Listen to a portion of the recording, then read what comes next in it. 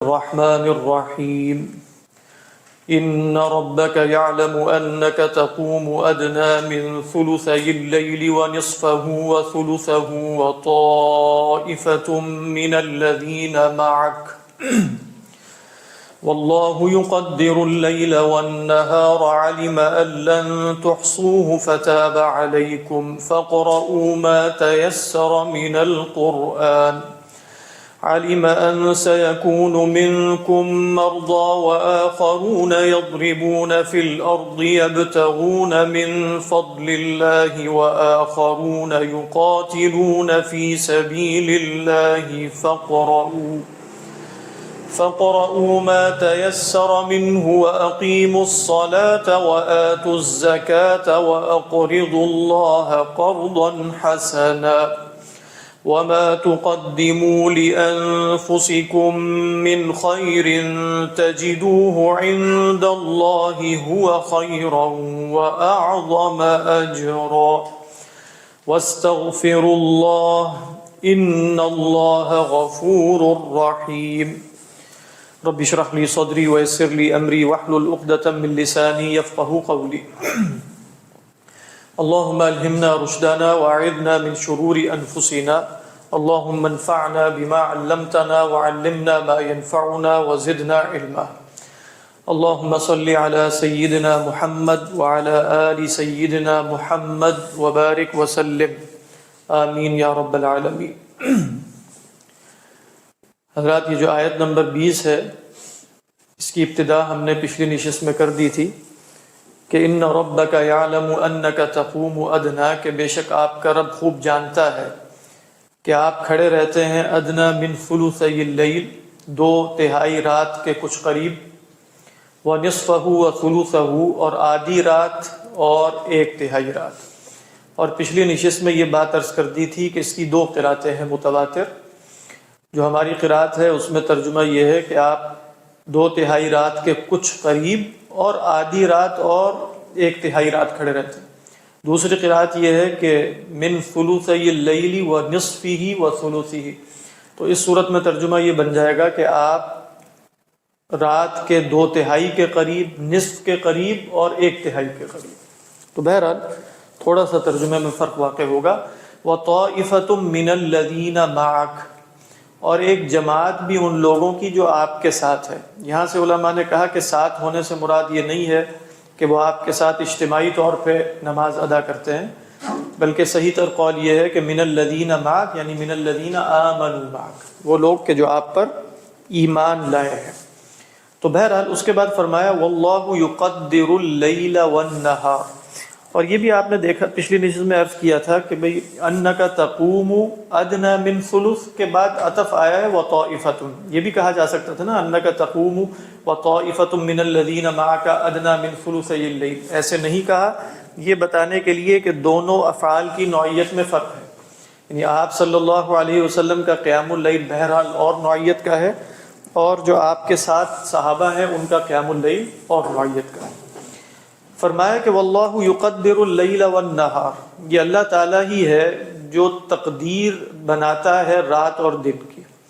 یہ جو لفظ تقدیر ہے یہ ایک سے زیادہ دفعہ عرض کیا جا چکا ہے کہ مقدار پر دلالت کرتا ہے، یعنی تقدیر اصل میں کہتے ہیں مقدار کو طے کرنا۔ تو ترجمہ یہ بھی بن سکتا ہے کہ یہ جو رات کی گھڑیاں ہیں اور دن کی گھڑیاں ہیں ان کی مقدار تو اللہ ہی خوب جانتا ہے، لہذا تم اس کا احسان نہیں کر سکو گے، تم اس کا شمار نہیں کر سکو گے، تم حقیقتاً نہیں جان سکو گے کہ 1/3 رات گزری ہے کہ 2/3 گزری ہے کہ 3/3 گزری۔ تو واللہ یقدر اللیل والنہار، اور یہ بھی ہو سکتا ہے کہ اللہ تعالیٰ نے ہی دن اور رات کے اعمال طے کیے ہیں، یعنی رات کو سونے کے لیے بنایا ہے، اور اللہ سبحانہ و تعالیٰ نے دن کی تقدیر یہ بنائی ہے کہ لتبتغوا من فضلہ ولتبصروا ولتبتغوا من فضلہ۔ تو چونکہ اللہ سبحانہ و تعالیٰ نے دن اور رات کے الگ الگ وظائف طے کر دیے ہیں تقدیراً، تو اللہ کو معلوم تھا کہ یہ راتوں کی عبادت تمام لوگوں کے لیے تقریباً ناممکن ہے، لہذا فرمایا کہ علیم ان لن تحصوا۔ تقدیر کا مطلب ہوتا ہے مقدار طے کرنا، قدر طے کرنا۔ جی ہاں، وہ تقدیر بھی یہی ہے کہ اللہ تعالیٰ نے ہر شے کی ایک مقدار طے کی ہے۔ مقدار سے مراد عمر کی بھی مقدار ہے، عمل کی بھی مقدار ہے، مکان کی بھی مقدار ہے، ہر شے کی ایک مقدار طے ہے اللہ کے یہاں، تو وہ تقدیر ہے۔ تقدیر اندازے کے معنی میں بھی آ جاتا ہے، لیکن اندازے کا لفظ جیسے اللہ تعالیٰ کے لیے جب بولا جائے تو اس میں کچھ توہمات سے پیدا ہو سکتے ہیں نا، کیونکہ اندازہ عموماً ضمنی سا ہوتا ہے کہ بھئی اندازہ لگا لیا۔ تو فرمایا کہ علیم ان لن تحصوہ فتاب علیکم، اللہ نے جانا کہ تم احصاء نہیں کر سکو گے اس کا۔ ہو کی ضمیر کدھر جا رہی ہے؟ ایک رائے یہ ہے کہ لیل کی طرف جا رہی ہے، یعنی تم رات کا احصاء نہیں کر سکو گے، رات کا شمار نہیں کر سکو گے، یہ ایک رائے ہے۔ زیادہ قوی رائے یہ ہے کہ پیچھے جو فعل نقل ہوا ہے اور جس فعل کا حکم دیا گیا تھا وہ قیام اللیل کا تھا، تو فرمایا جا رہا ہے کہ علیم ان لن تحصوہ، اللہ کو معلوم ہے کہ تم اس کی طاقت نہیں رکھو گے۔ احصا یحصی احسان کا ایک معنی شمار کرنا ہے اور ایک معنی اطاقہ بھی ہے، یعنی اطاق یطیق اطاقتا۔ اللہ کو معلوم ہے کہ قیام اللیل کی تم طاقت نہیں رکھو گے۔ کیوں طاقت نہیں رکھو گے؟ وہ وجہ آگے آئے گی کہ علیم ان سیکون منکم مرضی وآخرون یضربون فی الارض۔ تو فرمایا کہ اللہ کو خوب معلوم ہو گیا کہ تم اس کا شمار نہ کر سکو گے یا تم اس کی طاقت نہ رکھ سکو گے۔ فتاب علیکم، یہاں دو آراء ہو گئی علماء میں۔ جن لوگوں نے کہا کہ بھئی قیام اللیل فرض تھا عام اہل ایمان پر بھی، اور اس آیت کے ذریعے اس کو منسوخ کر دیا گیا، تو مراد یہ ہوگی کہ فتاب علیکم، اللہ نے نظر کرم فرمائی اور یہ حکم جو ہے وہ منسوخ کر دیا۔ اور دوسرا یہ ہو سکتا ہے کہ فتاب علیکم جو صحابہ یا جن حضرات کی یہ رائے ہے کہ قیام اللیل فرض نہیں تھا عام اہل ایمان پر، تو اللہ سبحانہ و تعالیٰ فرما رہے ہیں کہ درجہ ندب میں وہ بہت اعلیٰ تھا نا، یعنی بہت زیادہ ہائیلی ریکمینڈڈ تھا کہ یہ کام کرو، کچھ درجہ اللہ نے اس کا نیچے کر دیا۔ فتاب علیکم تو بس نظر کرم فرمائی اور یہ کہہ دیا کہ بے شک نہ بھی پڑھو۔ بات یعنی ایک ہے نا کہ اللہ تعالیٰ نے حکم دیا استحباب میں کہ بھئی قیام اللیل کیا کرو، لیکن یہ نہیں کہا کہ بے شک نہ کیا کرو۔ لیکن جب اللہ سبحانہ و تعالیٰ ساتھ یہ بھی کہہ دیں کہ بے شک نہ کیا کرو، تو یہ بھی اللہ کی طرف سے ایک درجہ کرم ہے، ایک احسان ہے، ایک رجوع ہے، کیونکہ توبہ کا یہاں مطلب کیا؟ فتاب علیکم، ای اللہ نے تم پر نظر کرم فرمائی، تم پر اپنے لطف اور فضل اور رحمت کے ساتھ رجوع کیا، فتاب علیکم۔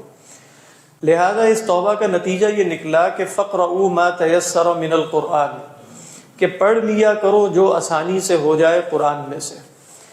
دیکھیے فقرؤوا ما تیسر من القرآن، یہ ہے تو فعل امر، اگر اس کو اپنے ظاہر پر لیا جائے گا تو اس سے یہ محسوس ہوتا ہے کہ قیام اللیل پھر بھی فرض ہے، یعنی قیام اللیل میں جو شے منسوخ کر دی گئی ہے وہ کیا ہے کہ بھئی 1/3 رات یا 2/3 رات یا 3/3 رات، لیکن بہرحال قیام اللیل تو پھر بھی فرض رہے گا، کیونکہ اللہ سبحانہ و تعالیٰ نے فرمایا فقرؤوا، اور اقرؤوا جو ہے وہ فعل امر ہے، اور ہم اصول میں یہ بات پڑھ چکے ہیں کہ فعل امر للوجوب ہوتا ہے۔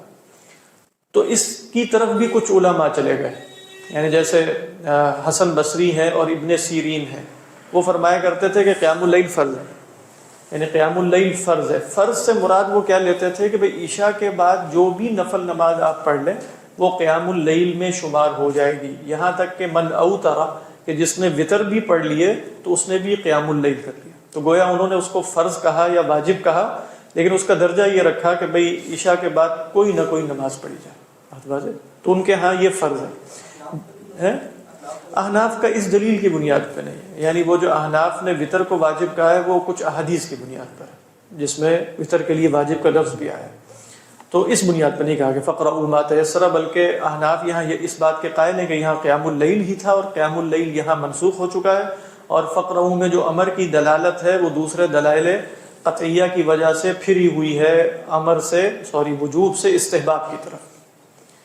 اکثر علماء نے کہا کہ فقرؤوا ما تیسر۔ اچھا ایک اور قول بھی ہے جو بعض سلف سے مروی ہے، وہ یہ ہے کہ جو اہل قرآن ہیں ان پر قیام اللیل فرض ہے کسی درجے میں، یعنی اہل قرآن کون ہے کہ جن کو مثلا قرآن حفظ ہے، جن کو قرآن مجید حفظ ہے یا جن کا قرآن مجید سے کوئی تعلق ہے، تو ایسے لوگوں کے لیے ضروری ہے کہ کوئی نہ کوئی وظیفہ ان کا قرآن مجید کی قراءت سے ہو۔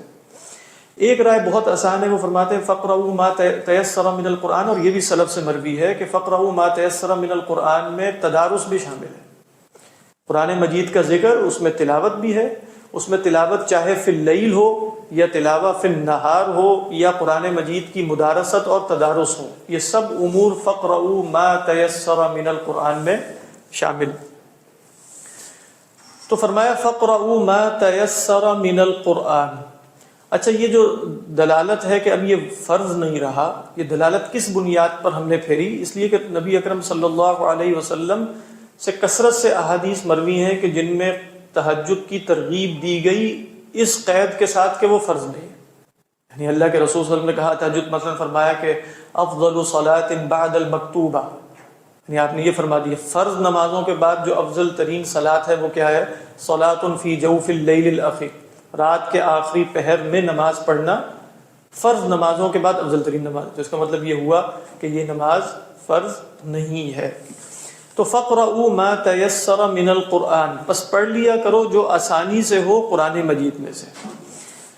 دیکھیے یہاں جو مسئلہ ہے وہ ہم دیکھ چکے ہیں دلالت عام میں اور دلالت خاص میں، کہ احناف نے یہاں سے کیا دلیل پکڑی ہے کہ فقرؤوا ما، تو فقرؤوا پڑھ لیا کرو ما، جو بھی ہو، تو ما کی دلالت عام ہے نا، ما الفاظ عموم میں سے، تو عموم میں سورہ فاتحہ بھی شامل ہے، غیر سورہ فاتحہ بھی شامل ہے۔ تو وہ اللہ تعالیٰ فرما یہ رہے ہیں کہ فقرؤوا ما تیسر من القرآن، تو یہ دلالت قطعی ہے۔ کیوں دلالت قطعی ہے؟ کیونکہ احناف کا اصول ہم نے یہ دیکھا تھا کہ دلالت عام اپنے افراد پر کیا ہوتی ہے؟ قطعی ہوتی ہے، اور حدیث کے ذریعے کیا دلالت عام منسوخ ہو سکتی ہے؟ ان کے ہاں نہیں ہو سکتی۔ لہذا جب اللہ کے رسول صلی اللہ علیہ وسلم سے نسبت یہ حدیث ہمارے سامنے آئی کہ لا صلاۃ الا بفاتحۃ الکتاب، تو احناف کا طریقہ کیا ہوگا کہ بھئی دونوں ادلہ کو جمع کرنے کی کوشش کریں گے، اور اگر دونوں ادلہ جمع ہو گئے تو دونوں پر عمل ہوگا۔ تو احناف نے دونوں پر کیسے عمل کیا کہ فقرؤوا ما تیسر من القرآن میں فرض جو ہے نماز کا رکن وہ تو مطلق قرات ہے قرآن مجید کی، اور جو واجب ہے وہ کیا بیان کیا؟ وہ سورۃ الفاتحہ ہے۔ یعنی قرآن مجید میں نماز میں سورۃ الفاتحہ کا پڑھنا واجب ہے، اس کے بغیر نماز نامکمل رہے گی، دوبارہ پڑھنی پڑے گی، بات واضح۔ لیکن اگر بالفرض کسی نے سورہ فاتحہ نہیں پڑھی، بات واضح، مطلق قرات کی قرآن مجید کی، آخر میں سجدہ سہو کر لیا، تو اب کیا ہوگا؟ اب ان کے ہاں نماز ہو جائے گی۔ اور جو لوگ یہ کہیں گے کہ نہیں سورۃ الفاتحہ فرض ہے، تو سجدہ سہو سے بھی نماز کا جو جبر ہے وہ نہیں ہو سکے گا۔ جبر سے مراد یہ ہے کہ اس میں جو ایک نقص رہ گیا ہے وہ ختم نہیں ہو سکے گا۔ تو فقرؤوا ما تیسر من القرآن، تو کیا فاتحہ احناف کے ہاں ضروری نہیں ہے؟ نماز میں ضروری ہوئی، بات واضح۔ لہذا یہاں علامہ ابن کثیر علیہ الرحمہ نے جو فرمایا کہ فقرؤوا ما تیسر من القرآن، کہ احناف نے یہ کہا کہ جو بھی پڑھ لیا جائے قرآن میں سے وہ کافی ہو جائے گا، تجزئ۔ اور اس کے بعد فرمایا کہ احناف کا یہ قول تو صحیح احادیث کے خلاف ہے، اور وہ احادیث 3-4 انہوں نے کوٹ کر دی، بات واضح۔ تو یہ طریقہ تو درست نہیں ہے بہرحال، کیونکہ نہ یہ احناف کا قول تھا اور نہ احناف کو شاید ان احادیث کی خبر نہیں تھی۔ ان کے خیال میں علامہ ابن کثیر علیہ الرحمہ کے خیال میں شاید خبر نہیں تھی، تو انہوں نے بتا دیا کہ احناف کے قول کے خلاف یہ احادیث موجود ہے۔ تو یہ طریقہ ابھی تک چل رہا ہے، ویسے یہ طریقہ ابھی تک چلتا ہے۔ تو اس لیے آپ دیکھیے کہ ان لوگ جن لوگوں کے ہاں یہ طریقہ چلتا ہے وہ علامہ ابن کثیر علیہ الرحمہ بھی ان کے ہاں جیسے ایک مقبول حیثیت رکھتے ہیں۔ تو یہ بالکل ایسا نہیں تھا، احناف کے سامنے یہ احادیث تھیں، احناف نے اپنے اصول میں ان احادیث کو پیش نظر رکھتے ہوئے ان پر گفتگو کی اور بتا دیا کہ ہم نے کیوں ان احادیث کی دلالت فرضیت پر نہیں مانی، اور اس کی وجہ بھی بیان کر دی۔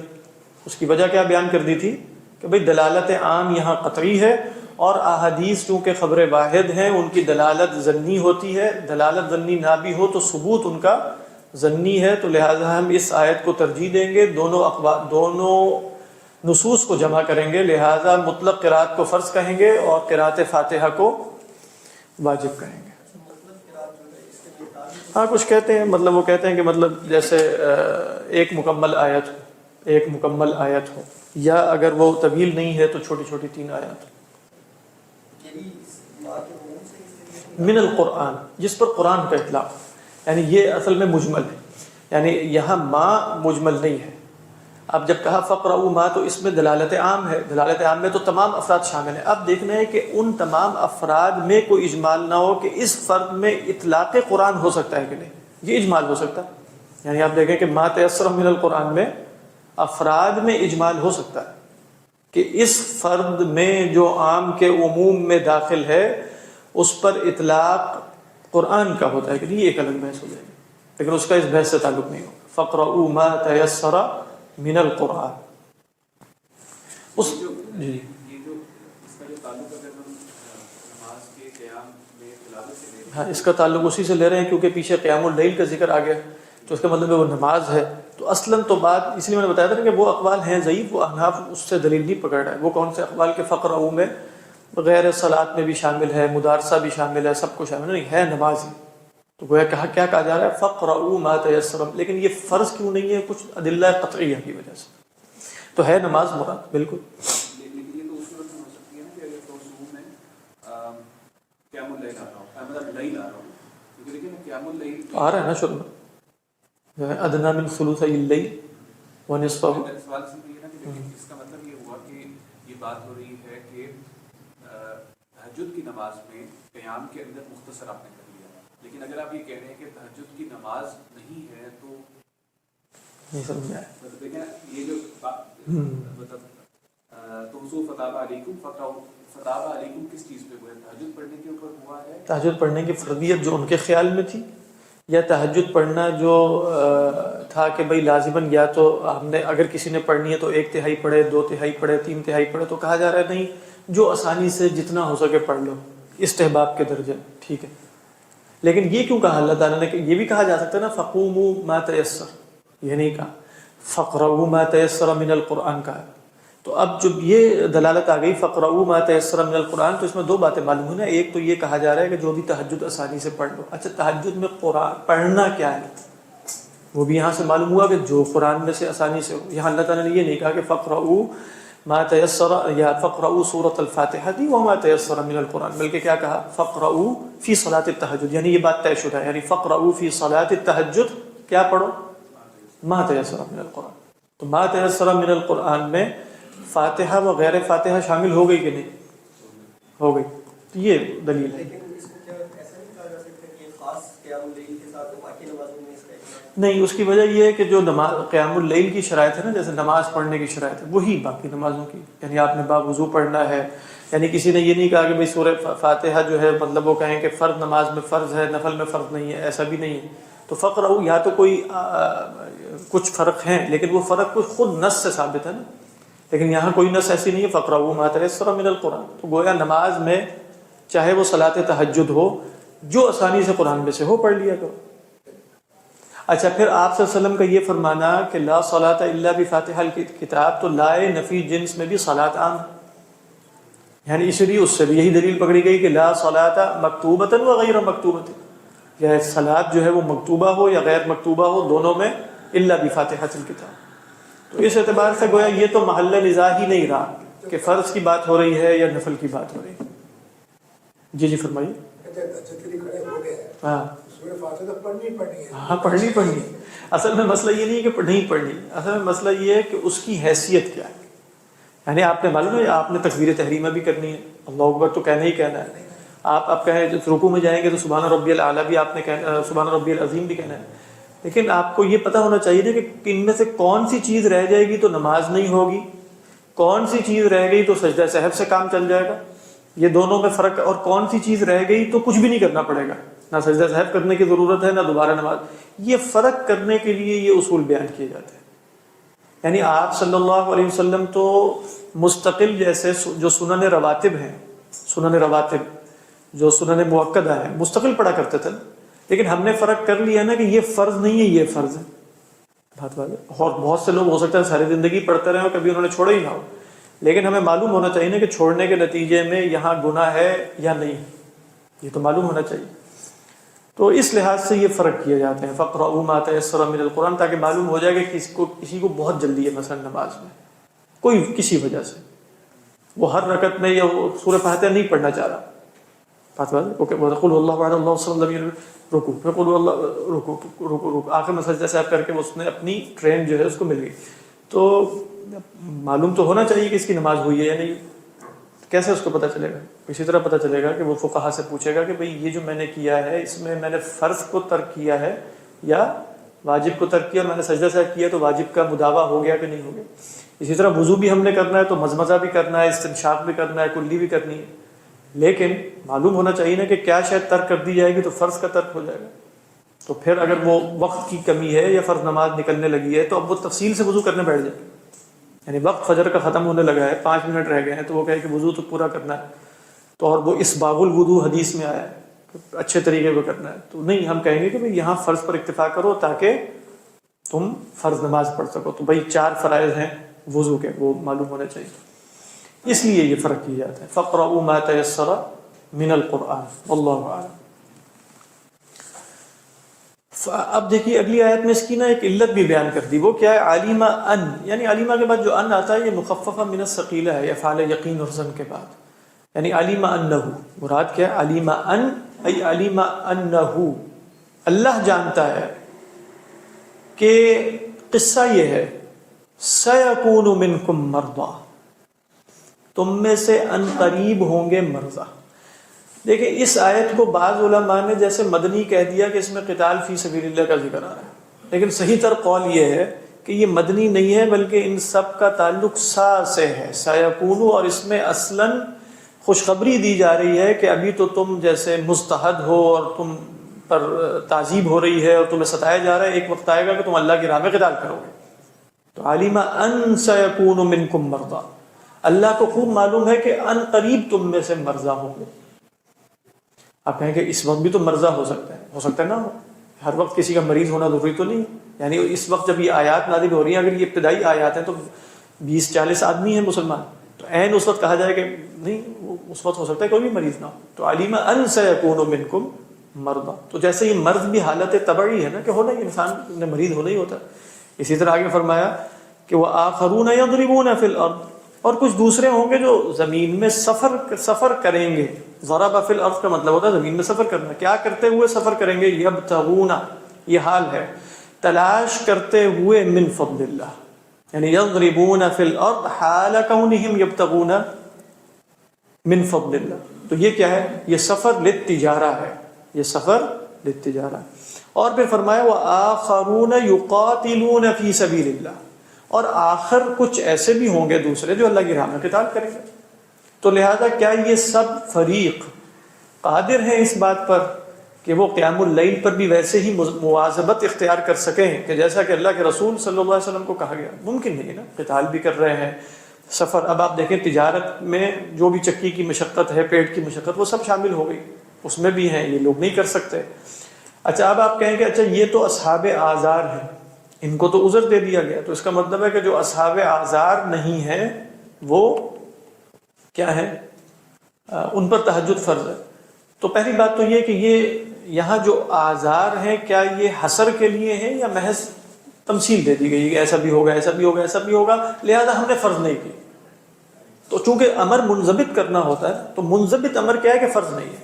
اب اعذار کوئی شخص کہے کہ میں تجارت کر رہا ہوں، وہ تجارت ہو سکتا ہے کہ وہ گھر میں بیٹھ کے ہی کوئی آن لائن کام کر رہا ہوں، تو چونکہ میں تجارت میں لگا ہوا ہوں تو میرے اوپر نماز فرض نہیں. اب یہ چیزیں منضبط ہونا بہت مشکل ہے نا، علت منضبط کر لی جائے کہ بھئی میں کب تجارت کر رہا ہوں گا تو میرے اوپر قیام اللیل فرض نہیں ہوگا. لہذا چونکہ یہ علل جو ہیں یہ اسباب غیر منضبطہ ہیں، لہذا مطلق حکم کیا دے دیا گیا کہ قیام اللیل فرض نہیں ہے.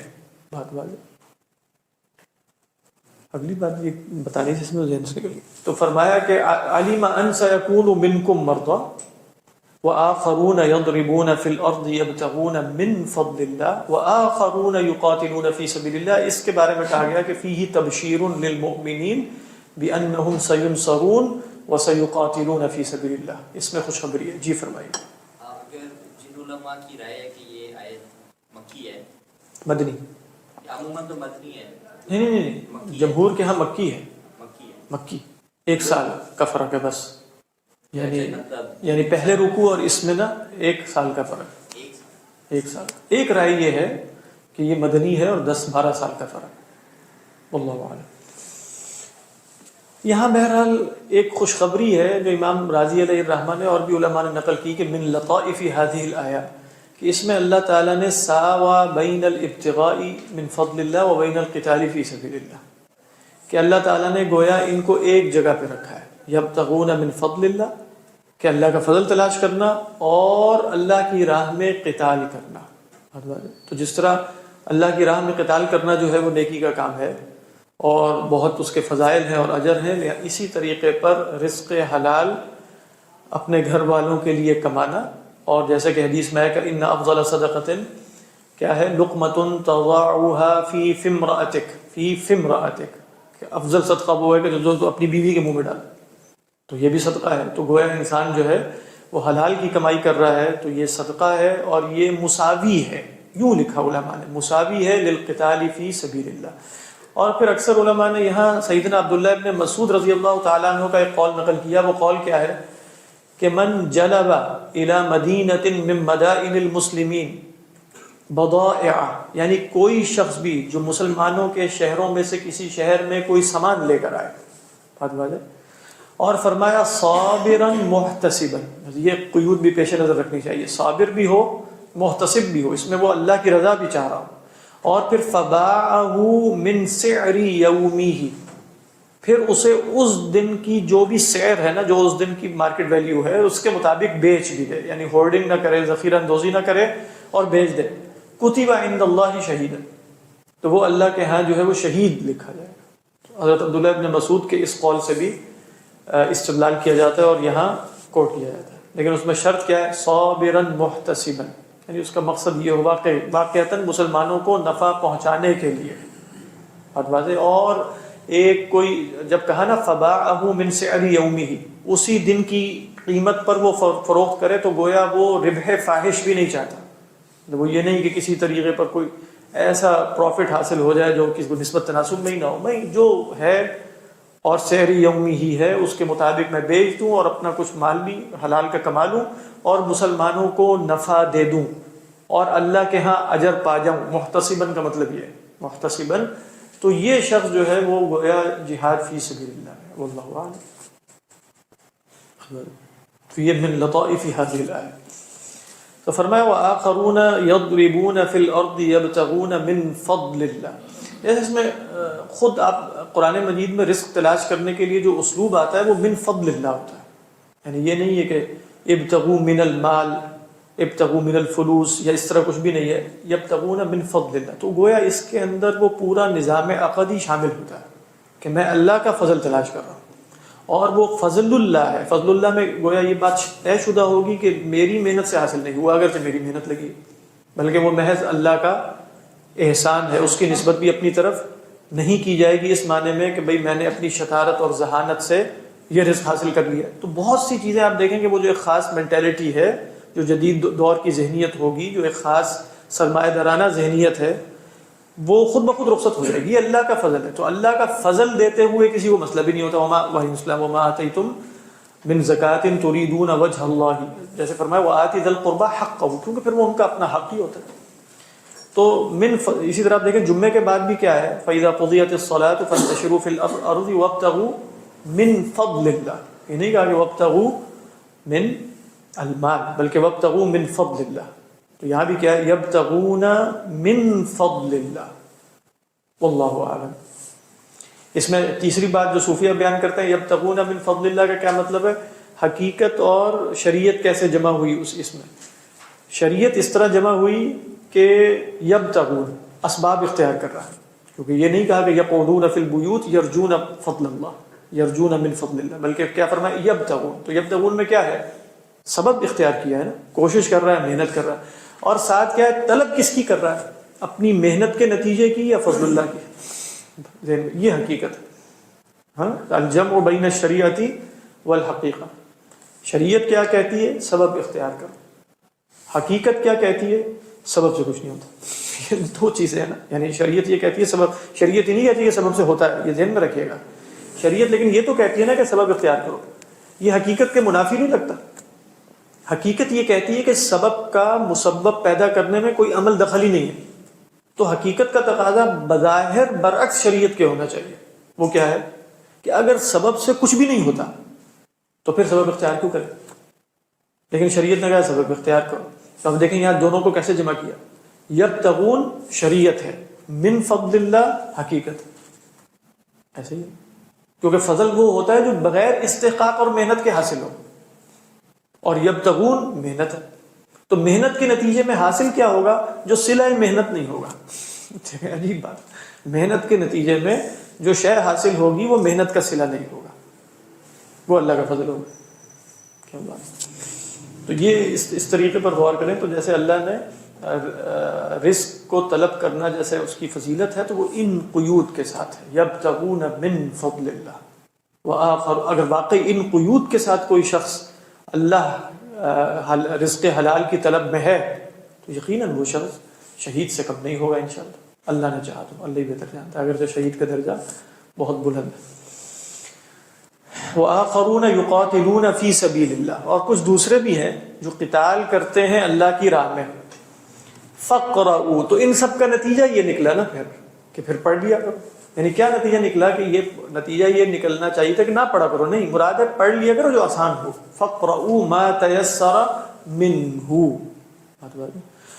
یہ جو اگلی آیت ہے وہ اقیموا الصلاۃ، اس سے بھی علماء نے استدلال کیا، جن علماء نے کیا جیسے سیدہ عائشہ سے مروی ہے کہ یہ آیت بھی پوری آیت ایک ہی آیت ہے نا، آپ دیکھ رہے ہیں یہ آیت نمبر 20 ایک ہی آیت، ہاں نہیں، ہاں یہ نہیں کہا، ہاں بے شک نہ پڑھو، ہاں یہی ترغیب ایسے ہی دی جاتی ہے، جیسے میں کہوں کہ اگر میں کہوں نا بے شک نہ کرو تو یہ ترغیب نہ کرنے کی ہوتی ہے، اگر میں یہ کہوں گا کہ پڑھا کرو بس جتنا چاہو پڑھ لو، یہ ترغیب کی ہے، یہ ترغیب پڑھنے کی ہے، تو اگر یوں کہہ دیا جاتا نا کہ بے شک نہ پڑھو تو پھر گویا یہ ترغیب نہ ہوتی، یہ تو ہوتا کہ بے شک نہ پڑھو تو ترغیب نہ پڑھنے کی ہو جاتی، تو یہ فرق رکھا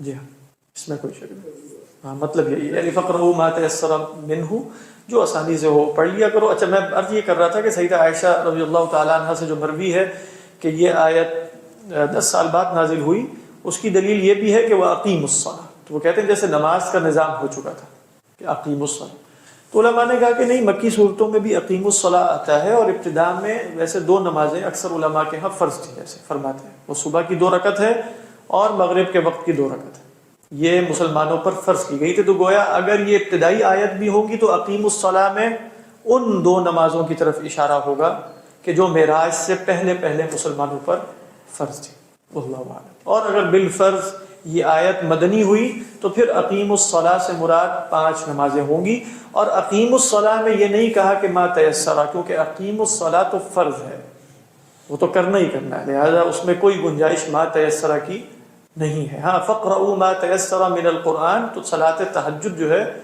وہ ما تیسر کے ساتھ۔ وآتوا الزکاۃ واقرضوا اللہ قرضا حسنا، اور زکوٰۃ دیتے رہو اور اللہ کو قرض حسن دو۔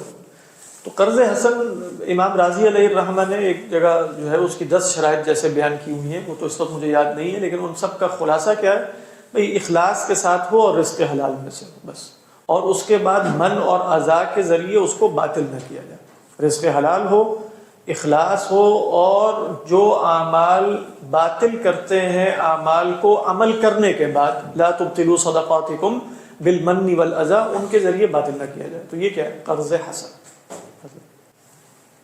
اور قرض حسن میں سب شامل ہے، یعنی انفاق فی سبیل اللہ کی ساری مدات علماء نے کہا قرض حسن میں شامل ہوتی ہے، یعنی اللہ کی راہ میں خرچ کرنا، اللہ کے دین کے لیے، فقراء کے لیے، مساکین کے لیے، غارمین کے لیے، فک رقاب کے لیے، یہ سب کیا ہے، یہ سب قرض حسن ہے۔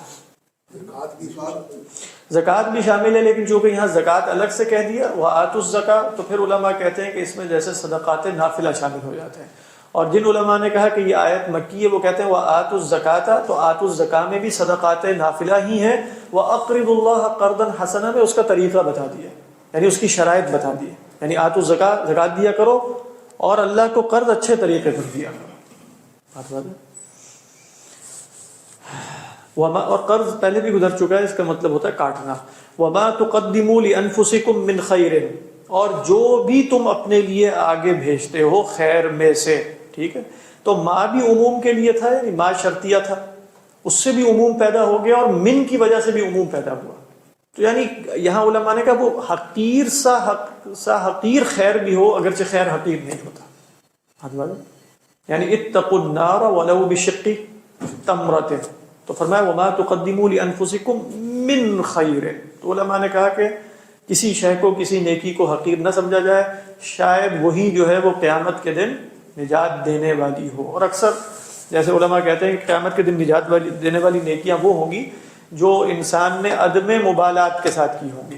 عدم مبالات کا کیا مطلب ہے؟ بغیر دھیان کے، اللہ کے لیے لیکن بغیر دھیان کے، کیونکہ جو دھیان کے ساتھ کی جاتی ہیں وہ تو ذہن میں بڑی حاضر رہتی ہے، ان کی وجہ سے تو کچھ احساس بھی پیدا ہو جاتا ہے اپنے کچھ ہونے کا، اور میں نے بڑی نیکی کے کام کیے ہیں، تو اس وجہ سے وہ درجہ اس نیکی کا کم ہو جاتا ہے، اور وہ نیکی جو کر دی گئی اور دریا میں ڈال دی گئی اور وہ اعلیٰ بال نہیں ہے، وہ ذہن میں نہیں ہے، تو وہ گویا نجات کا سبب بن جائے گی اپنے اخلاص کی وجہ سے۔ تو فرمایا وما تقدموا لانفسکم من خیر، تو جواب شرط کیا ہے؟ تجدوہ، اس خیر کو تم پالو گے، عند اللہ، اللہ کے ہاں پالو گے۔ کیسے پالو گے؟ مفعول ثانی بھی کہہ سکتے ہیں ہوا خیرن کو، اور حال بھی کہہ سکتے ہیں، ٹھیک ہے؟ تو وجد یجیدو کے دو مفعول بھی آتے ہیں، تو وجدتہ، ٹھیک ہے، وجدتہ عالما، اس کا کیا مطلب ہے؟ میں نے اسے عالم پایا۔ اچھا، یہ جو بیچ میں ہوا کی ضمیر ہے، یہ ضمیر فصل ہے، اصل میں مفعول ثانی کیا ہے؟ خیرن، اس لیے وہ حالت نصب میں ہے۔ تجدوہ عند اللہ، اس کو اللہ کے پاس پاؤ گے، کیا پاؤ گے؟ خیرن، لیکن ضمیر فصل کے ذریعے حسر ہو گیا، تجدوہ عند اللہ ہوا خیرن، اس کو اللہ کے پاس ایسے پاؤ گے کہ وہی خیر ہوگا۔ وَأَعْظَمَ أَجْرًا، یعنی جو بھی نیکی کا کام آگے بھیجو گے اپنے لیے اللہ کے پاس، اسے ہی خیر پاؤ گے۔ یہ اسے ہی خیر پانے کا مفہوم کیسے پیدا ہوا؟ ہوا کی ضمیر فصل کی وجہ، یہ ترجمہ کیا اسے ہی کسی نے؟ ضمیر فصل کا کوئی ترجمہ ہے کسی کے ہاں؟ حضرت ان کے ہاں کیا ہے؟ امینہ سے صحیح ترجمہ۔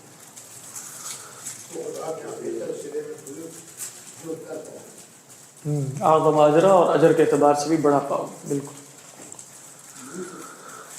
جی، وہی سب سے بہتر، ہاں یہ بھی قریب تر ہے، وہی سب سے بہتر۔ جی جی فرمائیں۔ یہ پہلا خیر مصدری معنی میں اور دوسرا خیر تفصیلی معنی، یعنی من خیر، یعنی پہلا خیر آپ بتا رہے ہیں جو وما تقدموا لانفسکم من خیر، ہاں یعنی مصدری معنی سے مراد آپ کہنے چاہ رہے ہیں خیر کا کرنا؟ ہاں ہاں وہ بھی ٹھیک ہے، لیکن اصل میں خیر کا کرنا یہاں مراد نہیں ہے، بلکہ یہاں اسم ہے، یعنی جو بھی تم اپنے لیے آگے بھیجو گے، کیا بھیجو گے؟ مصدر نہیں بھیجو گے بلکہ خیر بھیجو گے، یعنی نیکی کا کام بھیجو گے۔ تجدوہ عند اللہ، اسے ہی پاؤ گے اللہ کے ہاں، لیکن کیسا پاؤ گے کہ وہ زیادہ بہتر ہوگا اور اجر میں زیادہ بڑا ہوگا۔ ہوا خیرن واعظم اجرا واستغفر اللہ ان اللہ غفور الرحیم۔ بسم اللہ الرحمن الرحیم۔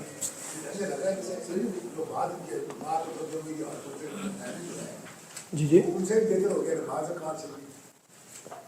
نہیں، خیر میں نا عموم میں سب شامل ہے، یعنی اللہ نے کہا نماز پڑھا کرو، زکوٰۃ دیا کرو، صدقہ و خیرات کرو، اور پھر اللہ نے ایک عمومی قاعدہ بیان کر دیا، جو بھی خیر کا کام کرو گے نا اللہ کے ہاں اسے اس سے بہتر اور اجر میں بڑا پاؤ گے، سب شامل ہے اس کے اندر، جو کہ ہم نے کہا تھا یہ عموم ہے۔ بسم اللہ الرحمن الرحیم۔ ہاں ہاں یہ تو ہاں ہاں بالکل ایسا ہی۔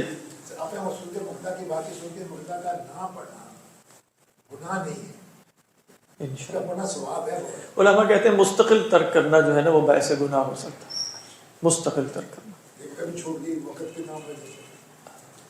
ہاں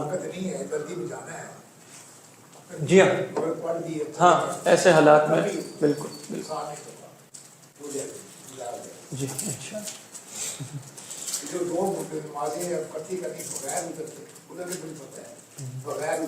ہاں وہ تو نہیں کر سکتے، وہ نہیں کر سکتے، نہیں وہ نمازیں تو دو ہی گن لی جائیں گی لیکن وہ جمع نہیں ہوں گی، یعنی وہ نماز اپنے وقت پہ ہی پڑھی جاتی ہے، یعنی ظہر کی پڑھی تو وہ ذات میں یہ نہیں مجھے معلوم کہ وہ کتنی گنی جائیں گی، ہو سکتا ہے اگلی نماز نفل شمار ہو جائے، لیکن نمازیں بغیر عذر کے جمع نہیں کی جاتی۔